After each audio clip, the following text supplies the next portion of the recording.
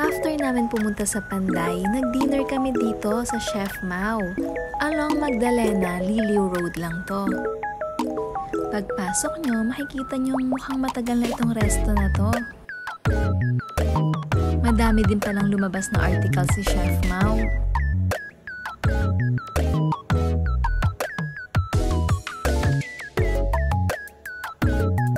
In-order natin yung mga recommended nila at yung mga bestseller nila.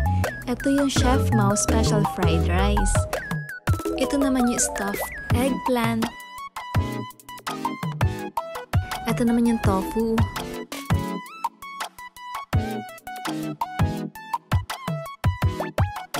Ito naman yung chicken cordon bleu na nagustuhan ko sa lahat. Kaya pag nadaan kayo dito sa Magdalena, Liliw Road sa Laguna, itry nyo na din.